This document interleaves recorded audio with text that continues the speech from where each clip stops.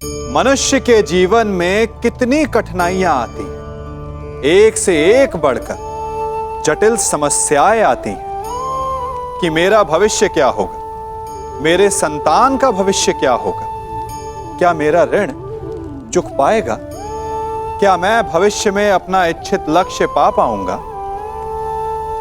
परंतु एक बात बताइए, क्या वास्तव में ये कठिनाइयां, ये समस्याएं इतनी जटिल हैं? क्या इनमें इतनी शक्ति है कि ये आपका मार्ग रोक सके? क्या इनका उत्तर पाना इतना जटिल है? नहीं, तनिक शांत मन से विचारिए।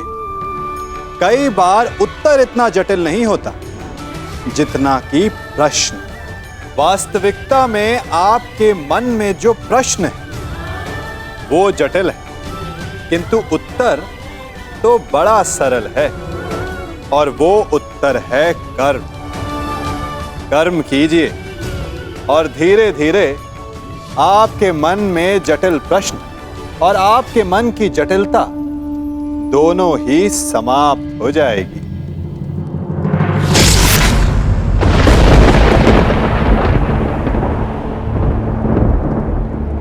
ये च कृष्णे गुणास्फिताः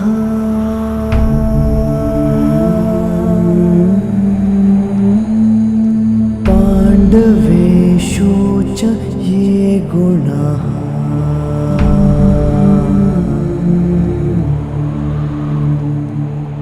अभिमन्यु किलेकस्था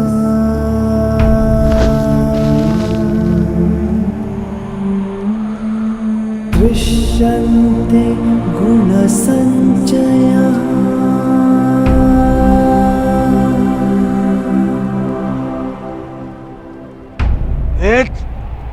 ये तुमने क्या किया? मैंने कहा था मुझे इसकी चीखें सुनाई देनी चाहिए। इसके प्राण अभी नहीं लेने हैं, सूर्यास्त नहीं हुआ है। सूर्यास्त हो चुका है।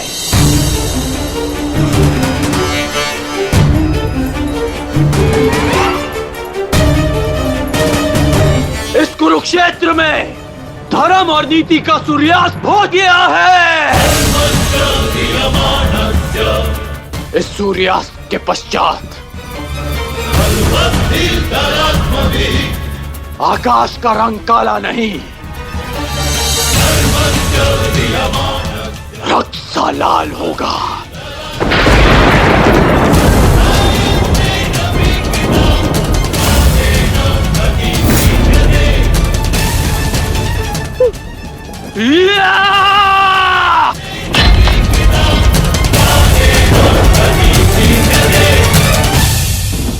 बधाई हो मेरे होने वाले सम्राट। बधाई हो, आज तुम्हारा प्रतिशोध पूर्ण हुआ। आज पांडवों को वो हानि पहुंची है जिससे वो जीवन भर उभर नहीं पाएंगे।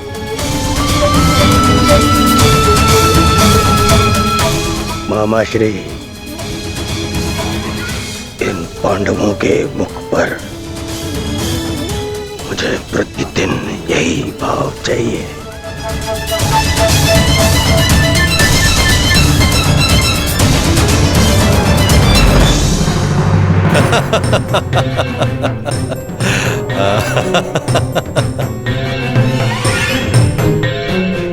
मंतव्य पूर्ण हुआ। अब शीघ्रता से गंतव्य की तरफ चलो। चलो।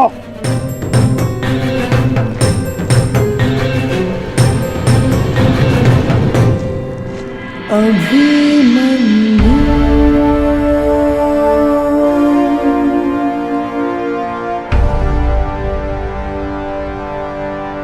अभिमन्यु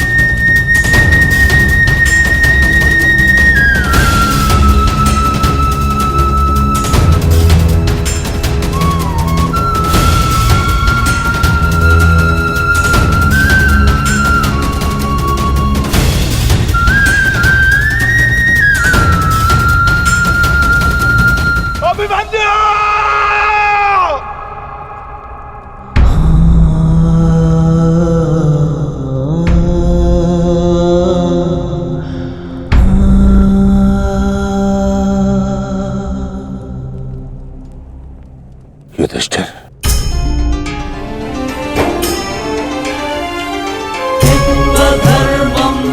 ये मुझसे बहुत बड़ा पाप हो गया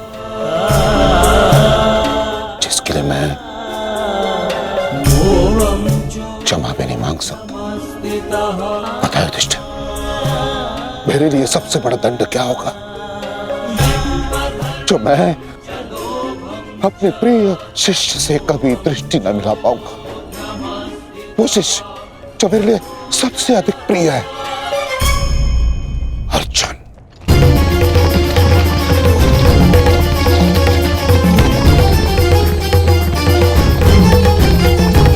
गति बढ़ाइए माता।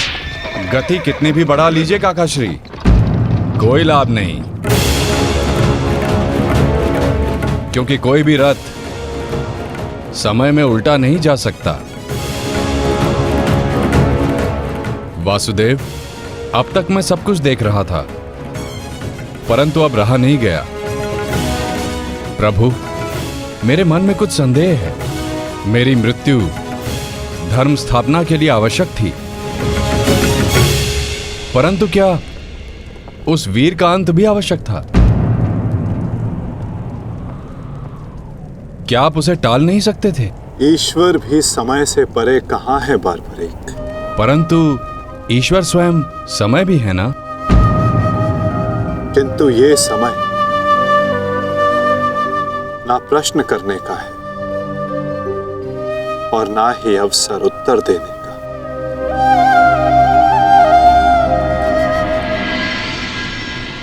सूर्यास्त हो जाए तो भी विलाप नहीं किया जाता,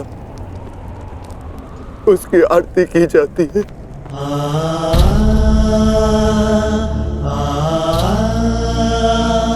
आज आपके प्रिय शिष्य के पुत्र ने आपके द्वारा दी गई शिक्षा को सार्थक कर दिया, जो आपने अर्जुन को दी, और अर्जुन ने अभिमन्यु को। आज हम सबके मन भरे हुए हैं, परंतु कांधे ऊंचे, और अब हम में से कोई नहीं रोएगा।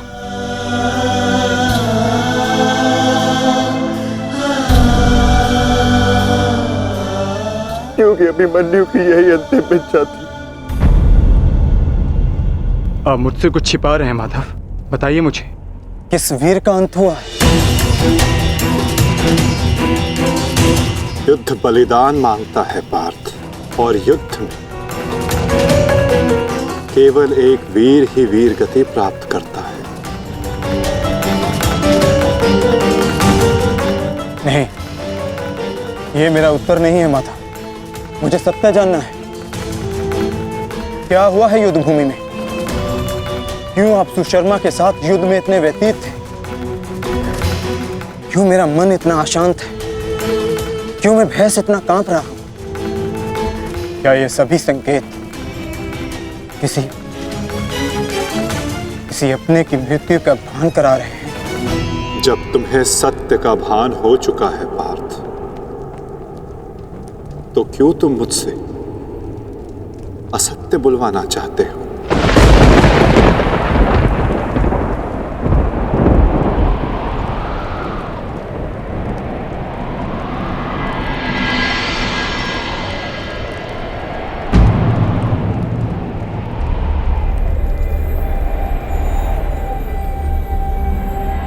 अभिमन्यु,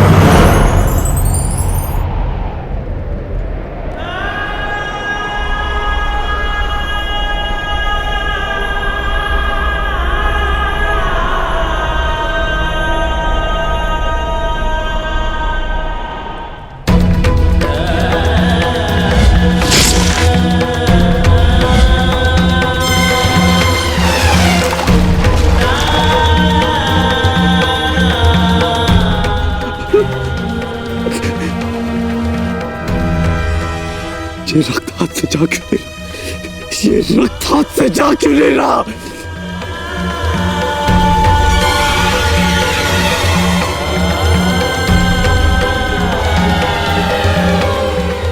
ये रक्त मेरे हाथ से नहीं जा रहा।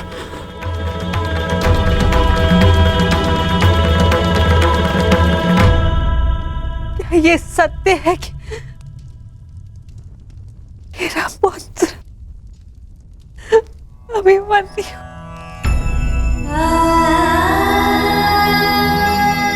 कर्ण, क्या ये सत्य है? आज अभिमन्यु की मृत्यु नहीं हुई है, आज धर्म और करुणा की मृत्यु हुई है। नीति और चेतना ने मौन साधा है। आज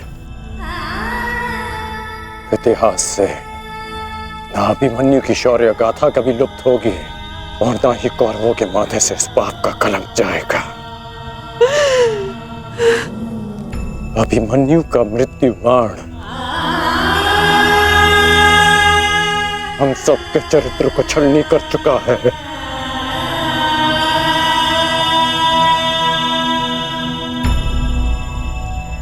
मत राजमाता, मत रोइए आप।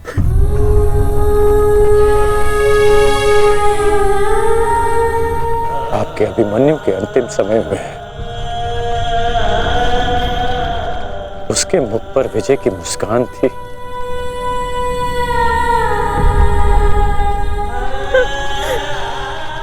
मेरी आपसे विनती है, मेरी एक विनती स्वीकार लीजिए। आज आप राजमाता नहीं, अपने पुत्रों की माता होने का धर्म निभाइए। आपके पुत्रों को आपकी आवश्यकता है।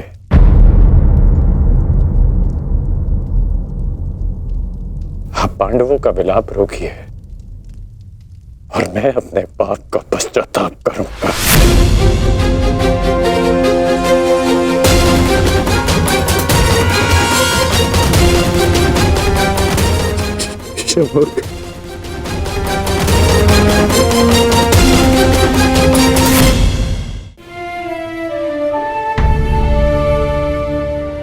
अभिमन्यु का शव उठाइए सम्राट,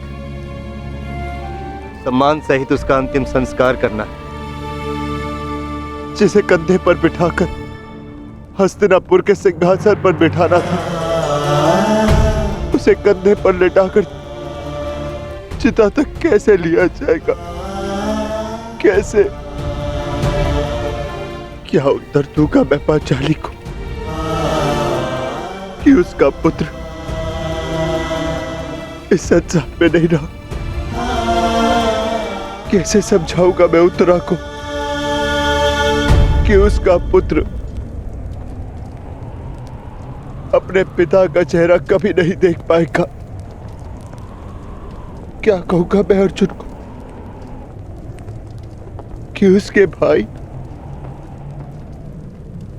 उसके पुत्र की रक्षा नहीं कर पाए?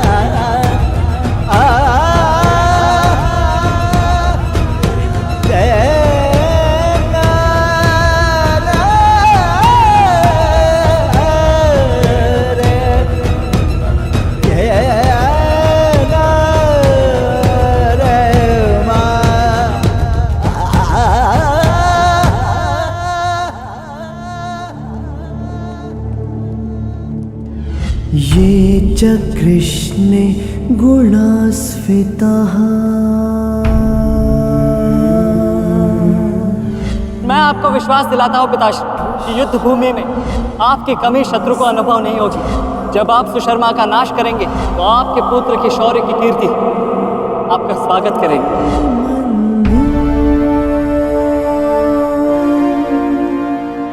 आशीर्वाद दीजिए मामाश्री कि मैं विजयश्री प्राप्त कर लूं। मेरा आशीर्वाद तुम्हारे साथ है पुत्र।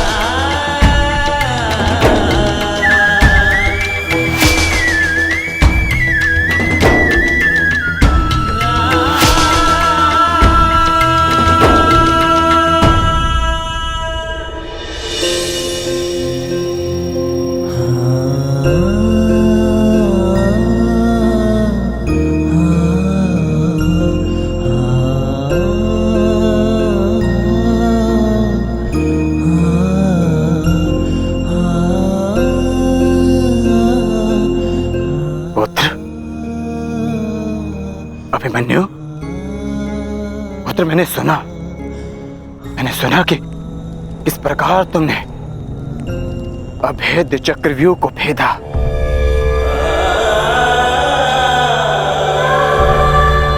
मैंने सुना कि इस प्रकार तुमने दुर्योधन के अहंकार को भेदा।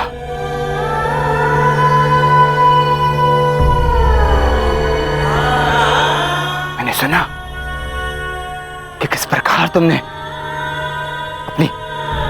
अपनी माता के अपमान का प्रतिकार किया।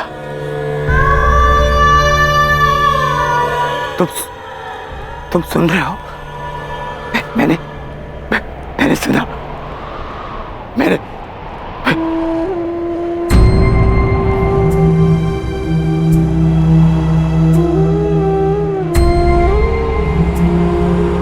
चक्रव्यूह को भेदने की कथा पूरी क्यों नहीं सुनाई?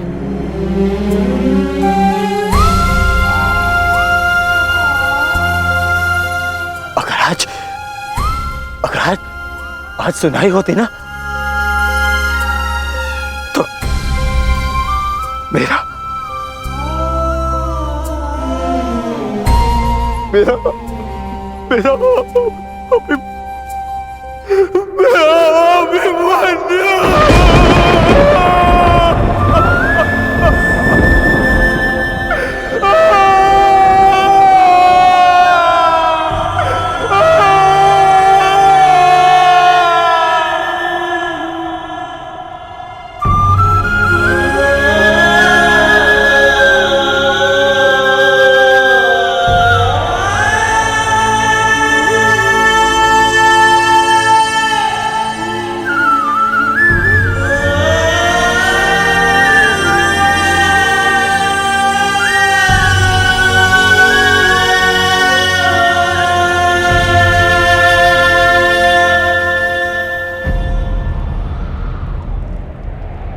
जब एक रोता हुआ पुत्र अपने पिता के समक्ष एक योद्धा बनकर प्रस्तुत होता है तो उसके पिता के लिए बड़े गर्व की बात होती है।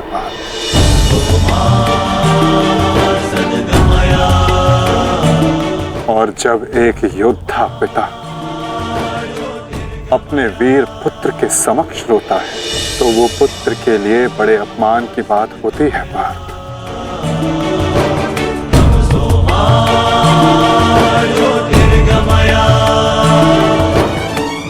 और मेरे भांजे अभिमन्यु का अपमान मत करो पार्थ। आज अभिमन्यु जो बन गया है वो कोई योद्धा नहीं बन पाता।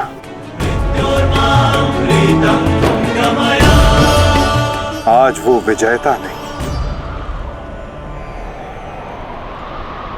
एक महान, एक वीर, शूरवीर योद्धा बना है।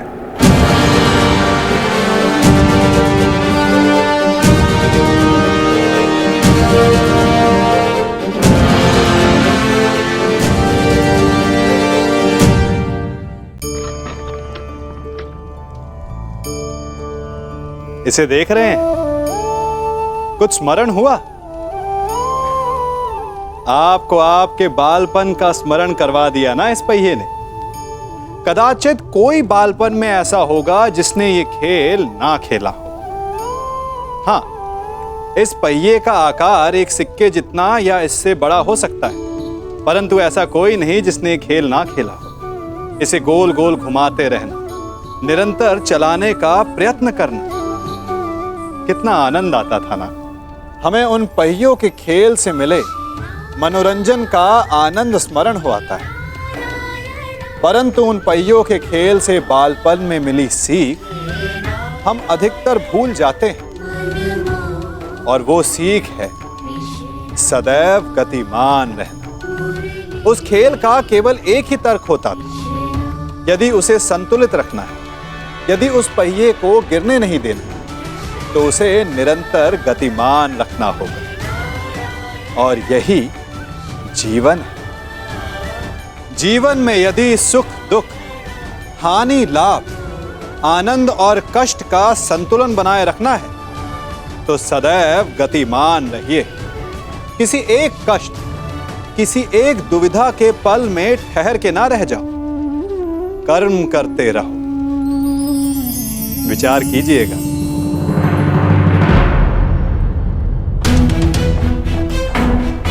इतना विलंब क्यों किया तुमने आने में?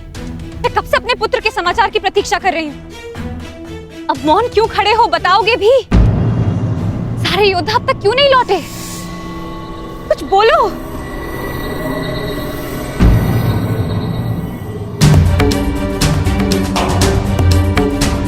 माताश्री, धन्यवाद माताश्री। आप यहाँ?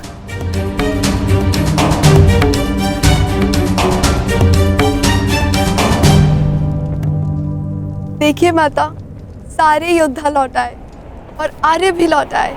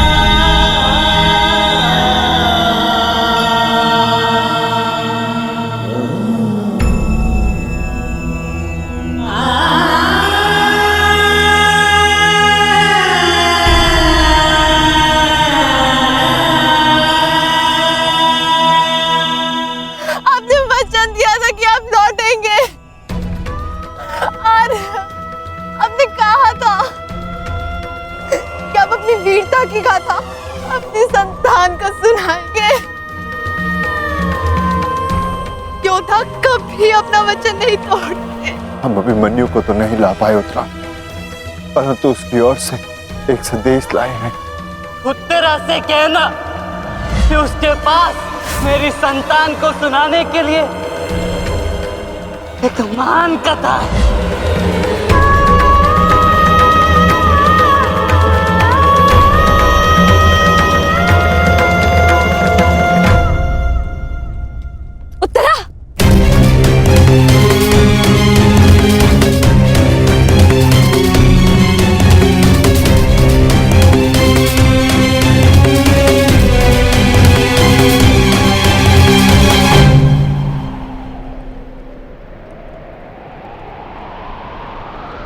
शूरवीर का स्वागत आंसुओं से नहीं, अभिषेक से किया जाता है।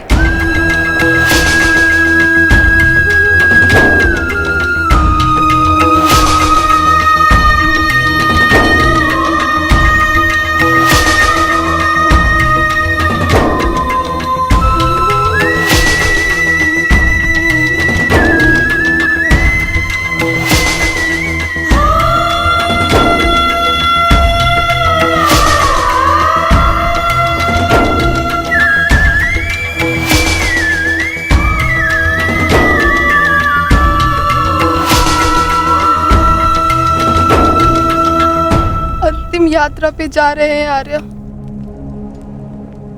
यात्रा सुखद हो।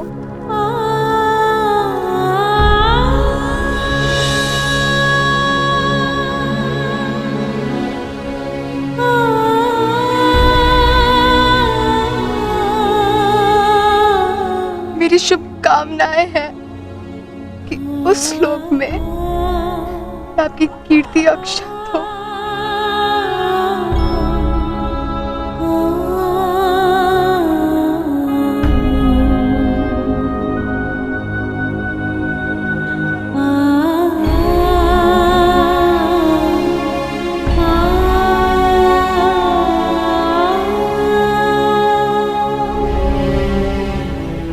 इंद्र स्वयं आपकी आरती उतारे।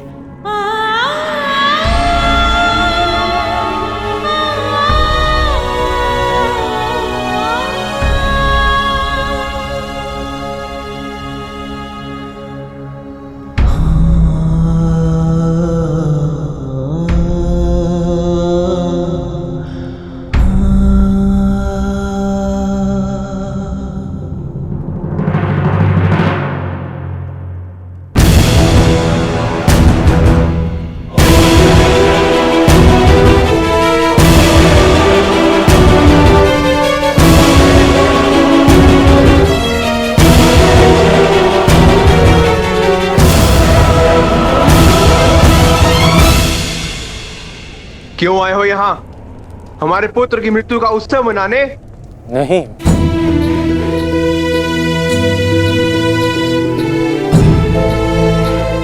मैं एक वीर की वीर गति को श्रद्धांजलि देने आया हूँ। एक पाप का पश्चाताप करने आया हूँ। पश्चाताप नहीं, प्रतिघात होगा। कौरवों ने नियम भंग करके सीमा तोड़ी है और अब मैं इस महायुद्ध में बनाए हुए सारे नियम त्यागता हूं।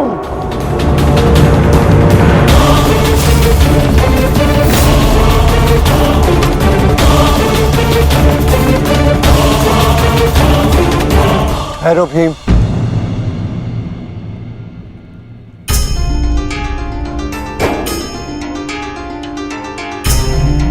ये मत भूलो कि हम पांडव हैं, कौरव नहीं।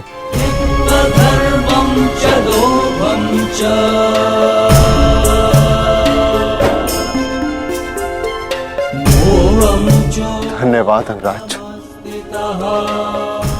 कि आपने हमारे पुत्र को पीड़ा से मुक्त किया, परंतु अब हमें सहानुभूति की आवश्यकता नहीं। मैं यहाँ सहानुभूति देने नहीं आया हूँ, मैं यहाँ एक महान पुण्य की अनुभूति लेने आया हूँ। अब अभिमन्यु जैसे शूरवीर की अर्थी को कांधा देने आया हूँ।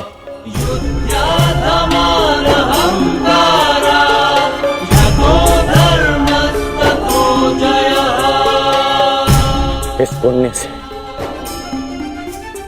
मुझे विरक्त मत कीजिए धर्मराज। ये युद्ध है युधिष्ठिर, और युद्ध में स्थिर रहना तुम्हारा धर्म है, तुम्हारे नाम का अर्थ है। अंगराज ने भी इस युद्ध में अपने पुत्र को खोया है। वो यहां अपना दुख बांटने आए हैं, अपनी पीड़ा काटने आए हैं। अंगराज को आने दो युधिष्ठिर। सरस्वतीं व्यासं ततो जयं उदीरये।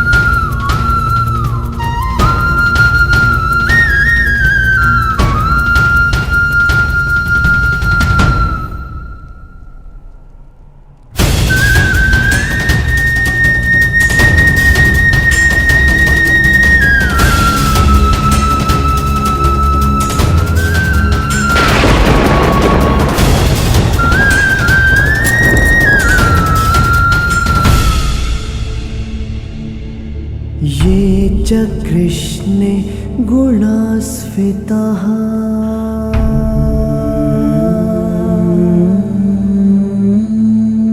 पाण्डवेषु च ये गुणाः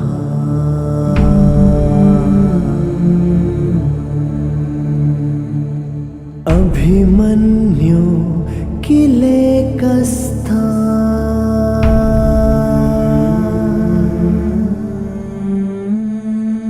दृश्यन्ते गुणसञ्चयः।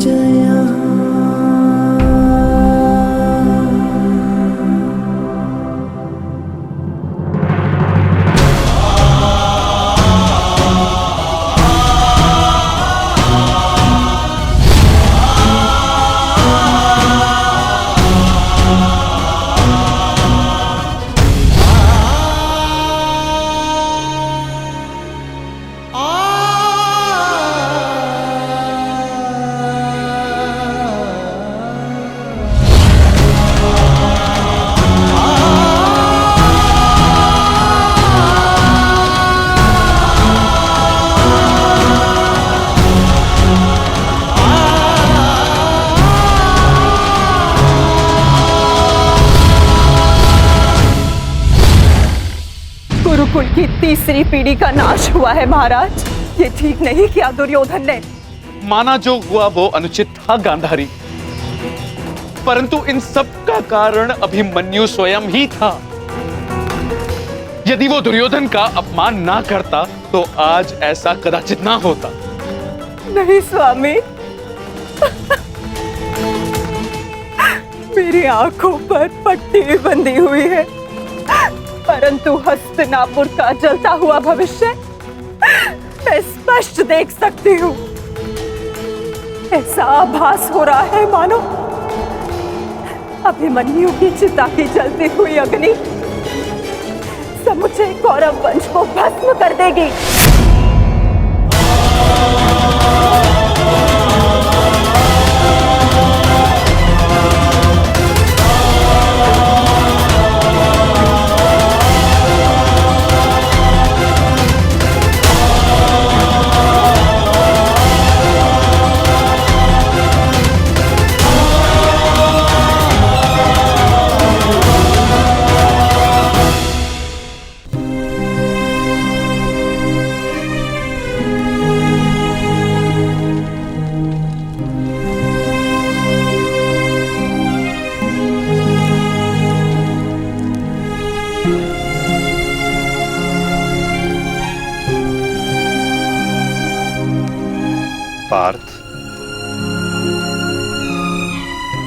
अंतिम विधि आरंभ करो।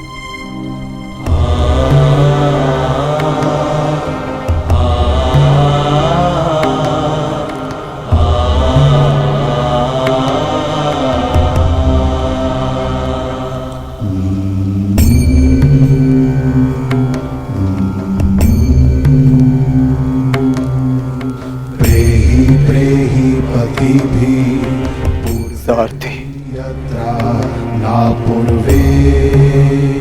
कैसे लड़ा था मेरा पुत्र? उत्तर दो। ऐसे जैसे अंधकार से सूर्य लड़ता है और पूर्ण रूप से उनका अंत कर देता है। एक अद्भुत तेज था आपके वीर पुत्र में, और उनका सारथी होना मेरे लिए गर्व की बात है।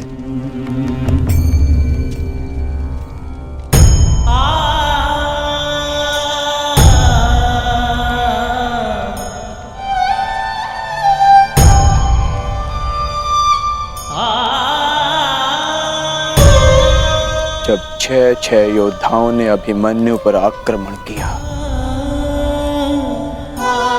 तो उसने क्या कहा था भ्राताश्री?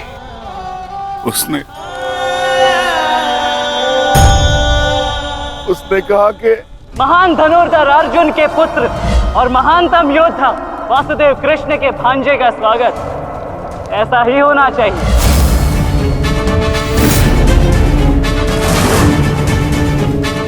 जब आपने उसे भीतर जाने से रोका था ज्येष्ठ, तब उसने क्या कहा? एक योद्धा मृत्यु के भय से पीछे नहीं हटता था श्री, वो आगे बढ़कर मृत्यु का वरण करता है। और आज मृत्यु को भी अर्जुन पुत्र के बाणों का तेज सहना होगा। मैं इस चक्रव्यूह में आया हूं ताकि पांडवों का सर गर्व से उठा रहे। और विश्वास कीजिए ताक्षरी, यदि मेरा सर भी कट जाए तब भी आपका सर गर्व से उठा रहेगा। दुर्योधन के सामने दुर्जय बनकर खड़ा था हमारा पुत्र अभिमन्यु। कहा था ना मैंने काकाश्री, जब जब मिलूंगा वस्त्रहरण करूंगा। आप सब उसकी रक्षा के लिए भीतर क्यों नहीं जा पाए?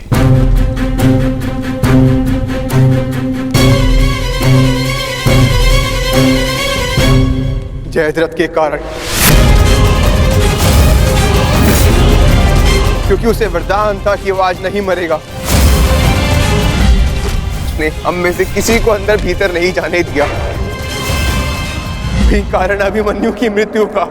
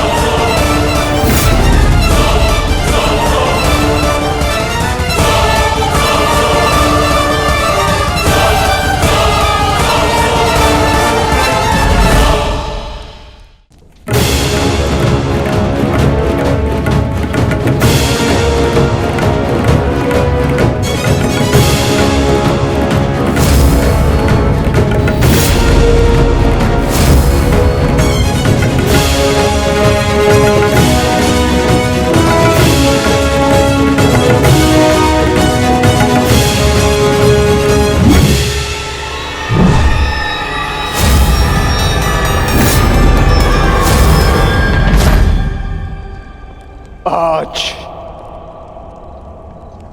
ये चिता नहीं जलेगी।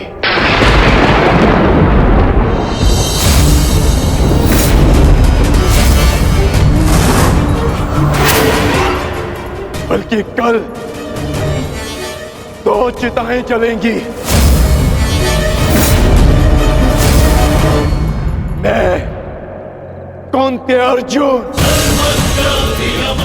अपने अभिमन्यु के अंश की सौगंध लेता हूं कि कल सूर्यास्त होने से पूर्व मैं जयद्रथ का वध करूंगा।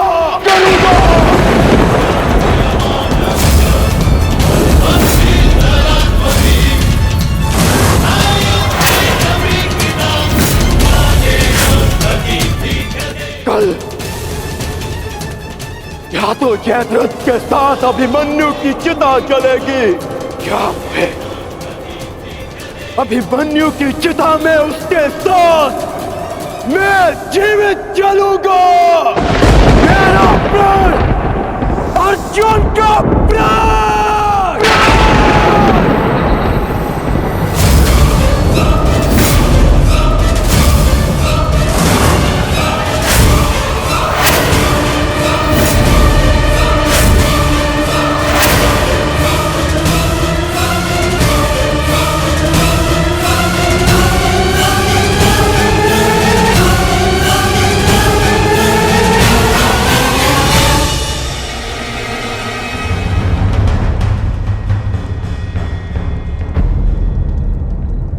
युद्ध की रणनीति किसी को बताई नहीं जाती अंगराज, परंतु मैं बता रहा हूं। मेरी ओर से यह संदेश कौरवों तक पहुंचा देना।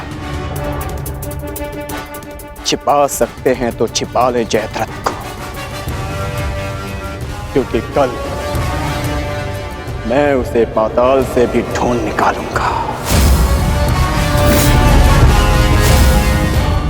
और सूर्यास्त होने से पूर्व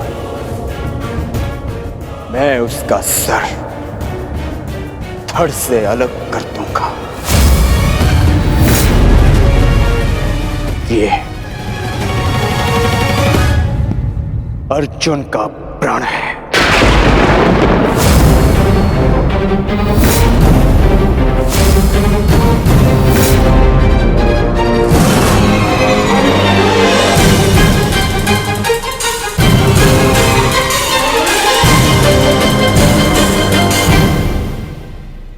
कई बार हमारे मन में ऐसे प्रश्न उठते हैं कि हमें कोई ऐसा मार्ग मिल जाए कि हमें हमारा लक्ष्य आसानी से प्राप्त हो जाए, है ना?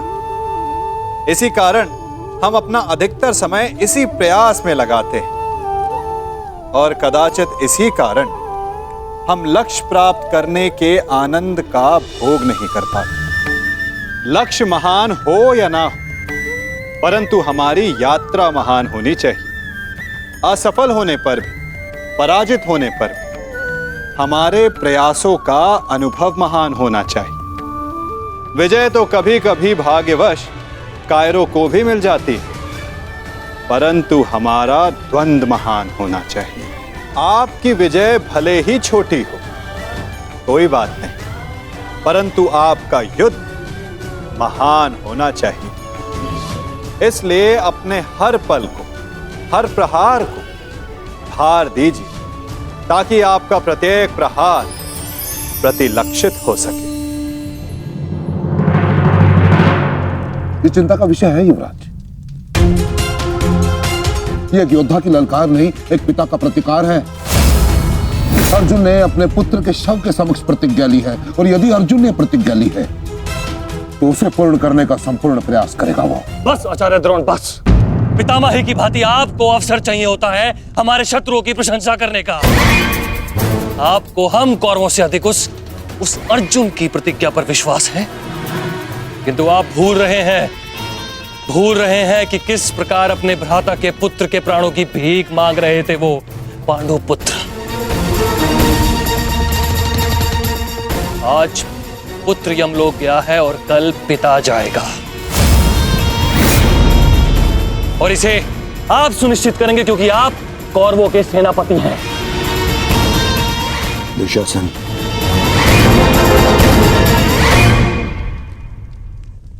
और ये कर्ण कहां है? इतनी विकट स्थिति में वो यहां उपस्थित क्यों नहीं है? ये लो, आ गए अंगराज कर्ण। हाँ, कदाचित शत्रु के शव को श्रद्धांजलि देकर आ रहे, या फिर उस अर्जुन का कोई संदेश पहुंचाने आए हैं। देकर आ गए उन पांडवों को सहानुभूति। मैं शत्रु को सहानुभूति देने नहीं, एक वीर की वीरगति को श्रद्धांजलि देने गया था।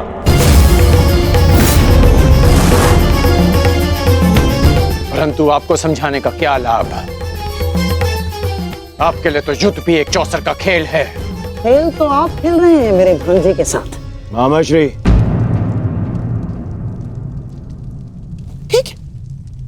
ठीक है दुर्योधन, यदि तुम कहते हो तो मैं अंगराज पर किया गया संदेह वापस लेता हूं, बस। परंतु यह निश्चित है कि कल यदि अर्जुन जयद्रथ का वध करने में सफल हो गया अंगराज, तो इस जयद्रथ के साथ साथ आपके स्वप्न की भी मृत्यु हो जाएगी। स्वयं को संसार का सर्वश्रेष्ठ धनुर्धर सिद्ध करने के लिए अंगराज आपको पुनः जन्म लेना होगा। विश्व के सर्वश्रेष्ठ योद्धा की उपाधि ना मुझे मिलेगी और ना ही अर्जुन को। वो सम्मान अभिमन्यु को जाता है।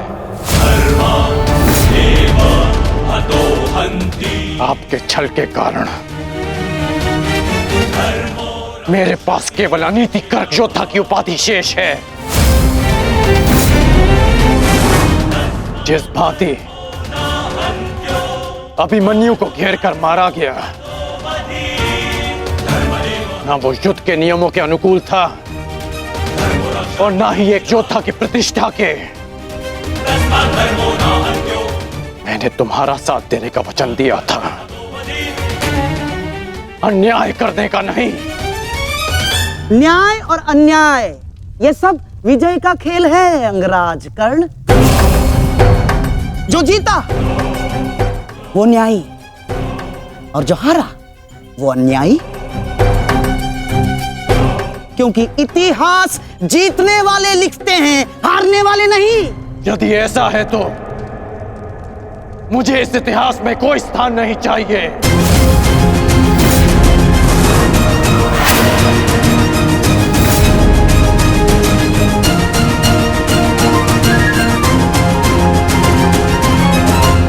ये क्या अनर्थ हो रहा है आर्य? वो अर्जुन है, ना तो अर्जुन का बाण अपना लक्ष्य चूकता है और ना ही अर्जुन की प्रतिज्ञा अपना लक्ष्य चूकेगी। और यदि अर्जुन अपनी प्रतिज्ञा में सफल हो गया तो मेरी पुत्री को कल ये आभूषण त्याग कर श्वेत वस्त्र धारण करने पड़ेंगे आर्य। और मैं अपनी पुत्री की ये दशा देखने से पूर्व अपना जीवन त्यागना उचित समझूंगी आर्य। स्वयं को संभालो गांधारी।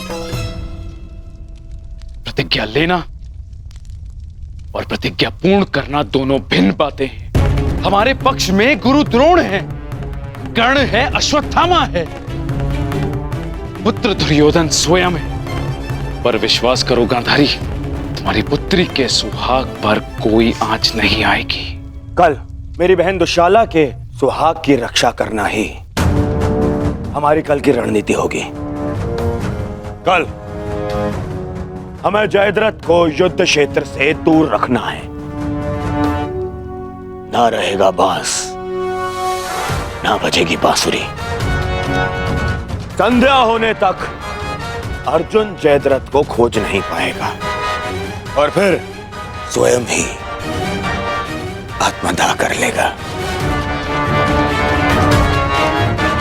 तो फिर ये तेरा सभा समाप्त।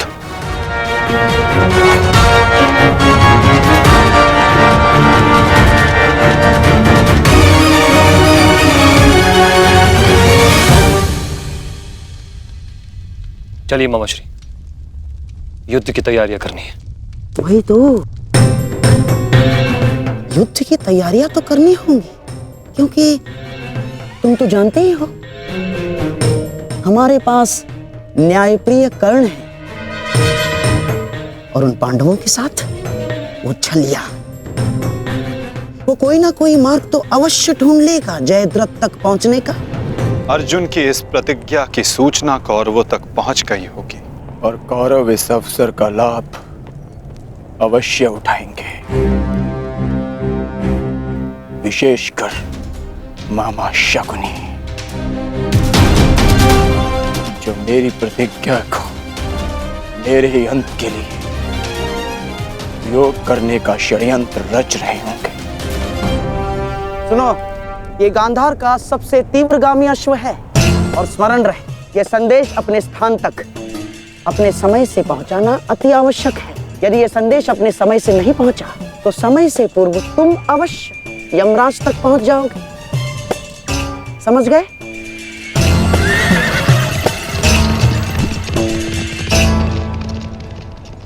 मामा श्री, युद्ध की योजना तो ज्येष्ठ पहले ही बना चुके हैं, तो फिर अभी आप क्या करना चाहते हैं? बुद्धि का हाथ कब थामोगे दुशासन? हैं? देखो, कच्ची योजना कच्चे घड़े के भांति होती है, कब पानी फिर जाए कुछ कहा नहीं जा सकता। उस जयद्रथ को केवल युद्ध से दूर छुपाना पर्याप्त नहीं होगा, क्योंकि मैं जानता हूं उस छलिए कृष्ण को मैं भली भांति जानता हूं। वो इस समय कुछ ना कुछ चक्र अवश्य कर रहा होगा। इसीलिए मैं ये सुनिश्चित कर लेना चाहता हूं कि कल युद्ध में जयद्रथ का वध हो या ना हो, परंतु वो अर्जुन अवश्य मृत्यु के घाट उतर जाए। परंतु मामा श्री, मैं कुछ समझा नहीं। तुम समझने का प्रयास भी मत करो। जब मेरे शब्दों के बाण तुम्हारे मस्तिष्क को भेदेंगे तब तुम अपने आप सब कुछ समझ जाओगे।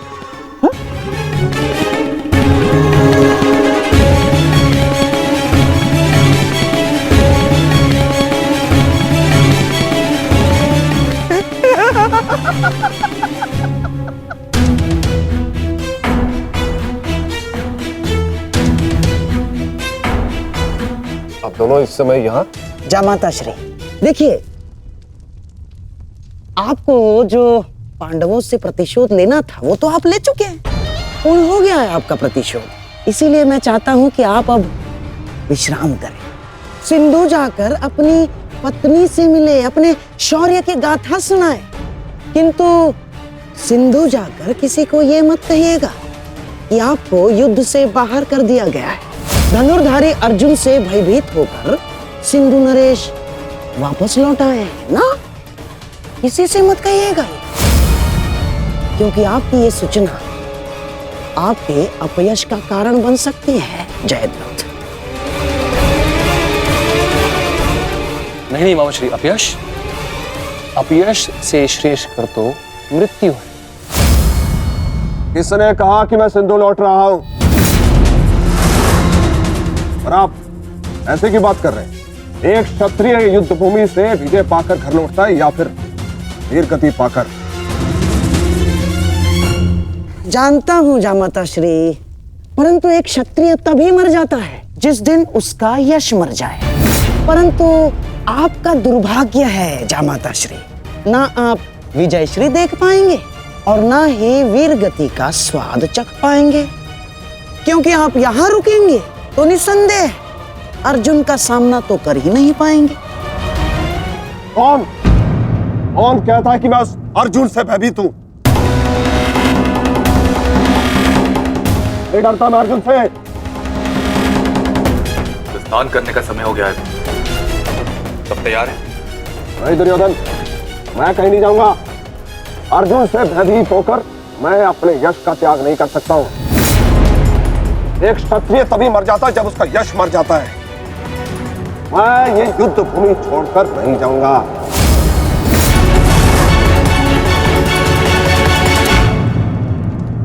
दुर्योधन, मैंने कितना समझाया इन्हें, किंतु ये समझ ही नहीं रहे।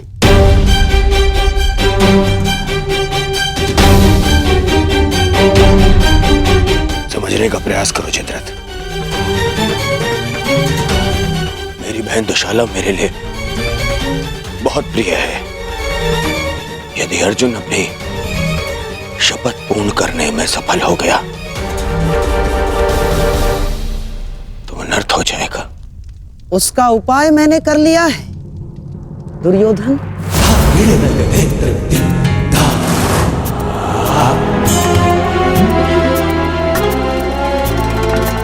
प्रणिपात पिताश्री, आप अचानक यहाँ? प्रणिपात महाराज वृद्ध क्षत्र।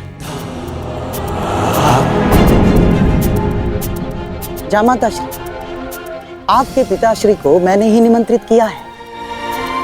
वर्षों से तप संचित किया है इन्होंने, और मनुष्य का संचित किया हुआ तप हो या धन, आता तो संतान के काम ही है। मेरे वर्षों की तपस्या से मुझे ये शक्ति मिली। जब तक मैं संकल्प लेकर अग्निहोत्र करूंगा, तब तक जिसके भी हाथों से मेरे पुत्र का सर धरा पर गिरेगा, स्वयं उसके सर के भी 100 टुकड़े होकर गिर जाएंगे। यदि युद्ध करना तुम्हारी इच्छा है पुत्र, तो मैं कल सूर्यास्त तक संकल्प लेकर अग्निहोत्र करूंगा। अद्भुत। अब आप जाकर अग्निहोत्र की तैयारियां कीजिए। आइए पिताजी। क्या उत्तम योजना बनाई है आपने। योजना नहीं, खेल।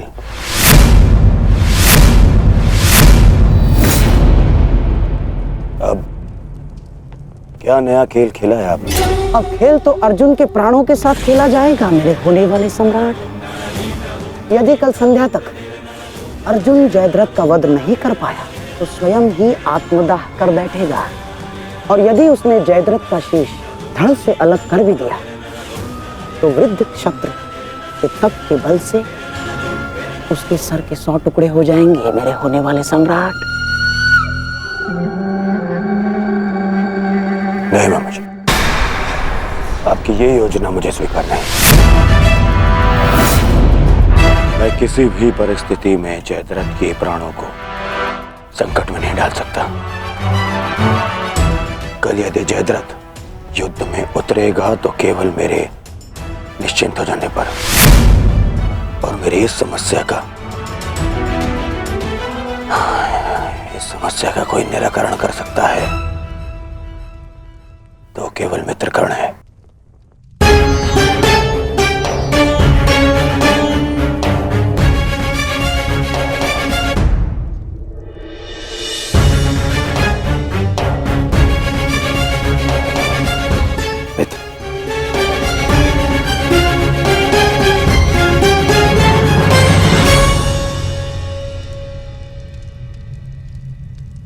जो हुआ उसे क्षमा नहीं किया जा सकता, परंतु उसे बदला भी नहीं जा सकता। कभी कभी युद्ध में योद्धा अपनी भावनाओं में बह जाता है, परंतु मैं क्षमा प्रार्थी नहीं हूं।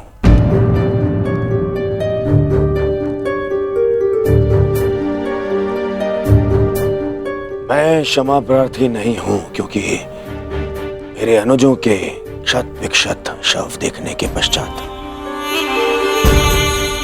मेरे मन में केवल उनकी चीखें हैं, उनका क्रंदन है। शत्रु के लिए दया नहीं। मैं क्षमा प्रार्थी नहीं हूं।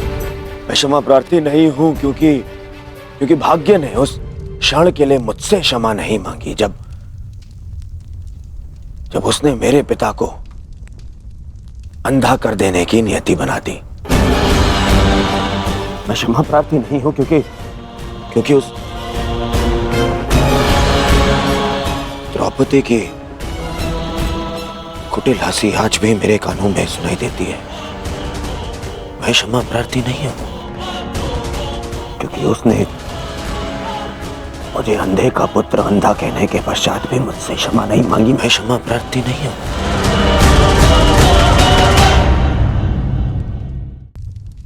मैंने ये युद्ध क्षमा मांगने के लिए नहीं, विजय के लिए प्रारंभ की है। और हर युद्ध में शत्रु मित्र अपना कुछ ना कुछ होता ही है। मित्र, मैं अपने आप को मेरा अपराध सिद्ध करने के लिए नहीं आया हूं। नहीं, मैं बस इतना कहने आया हूं कि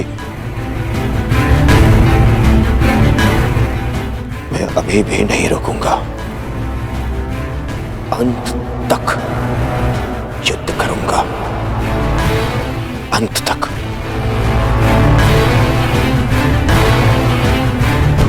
और मेरी कामना है, मेरा परम मित्र इस युद्ध में मेरा साथ दे।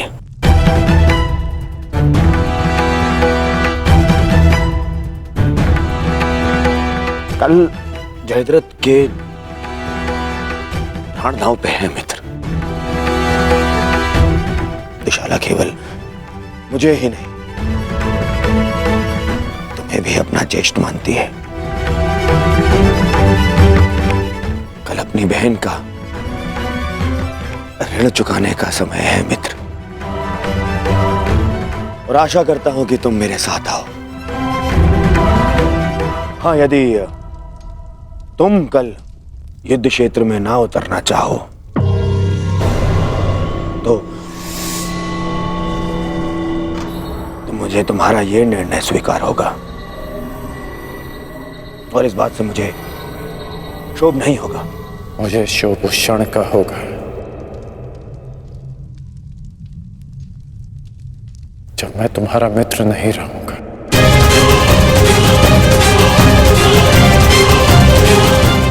मैं नहीं जानता कि कल युद्ध भूमि में मैं आऊंगा भी या नहीं।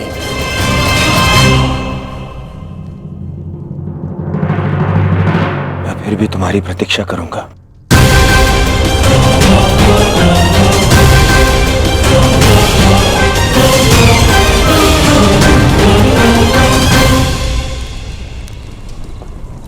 तुमने एक पुत्र के धर्म का पालन किया, किंतु मैं एक पिता के धर्म होने का पालन ना कर सका। पुत्र, तुम मेरे मान की रक्षा के लिए चक्रव्यूह में प्रवेश कर गए, पर मैं अपने पुत्र के प्राण की रक्षा के लिए उपस्थित नहीं था।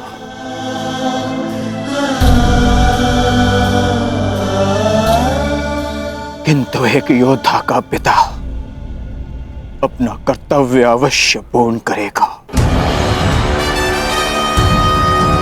तुम्हारे साथ हुए अन्याय का प्रतिशोध मैं अवश्य लूंगा अभिमन्यु।